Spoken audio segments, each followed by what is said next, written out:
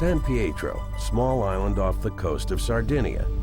Since the time of Caesar, men have fished these fertile Mediterranean waters.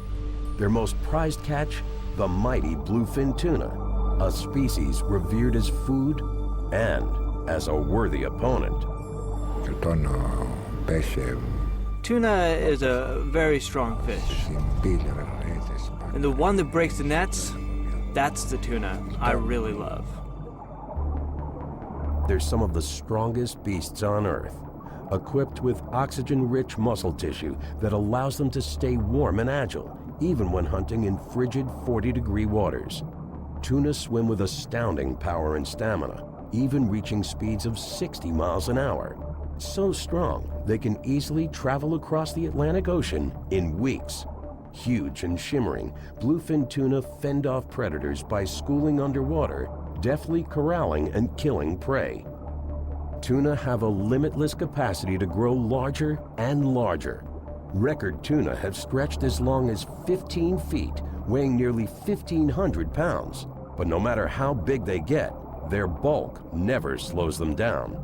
Bluefin tuna swim faster than it's legal to drive on most freeways.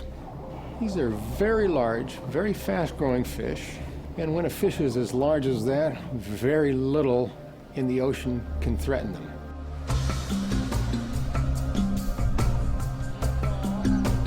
No man can handfish bluefin alone. It takes a tuna-catching company called a tonara. The head of the fisherman is the rice, Arabic for leader. More than anyone, he bears the burden of their feast or famine. The rice is the expert. He has to be able to feel and practically be able to talk to the tuna. Each spring, Tonara fishermen called Tonaroti drop woven nets into the sea, creating an elaborate maze stretching nearly a mile. As tuna migrate to the northwest, they swim into a single net stretching half a mile to the shore called the tail. The tail diverts the tuna into the trap.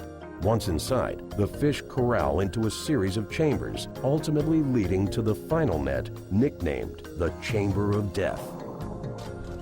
The rice decides when the nets are full, watching and checking them in regular jaunts from shore. On his go, the collective must be ready for one of the most back-breaking hand fishing practices on Earth. May. Time for the harvest. The men begin pulling the nets, dragging their boats inward, forcing the fish forward towards the Chamber of Death. As the nets close in, what starts as an almost mile-long tuna trough ends up as a single net more than twice the size of a swimming pool. Just the net weighs several tons. You have to raise it with your hands. You need a lot of strength. To avoid net-ripping chaos, timing is everything. We can lose fish when we attempt to close them in the Chamber of Death. The nets can collapse, and this makes the job even harder. At last, it's time for the matanza, Italian for slaughter. The massive fish flip at the surface. If the men drop any part of the net, the tuna could escape. One by one, using hooks, the Tonaroti jump into the water and wrestle the behemoths on board. Modern commercial boats rely on winches.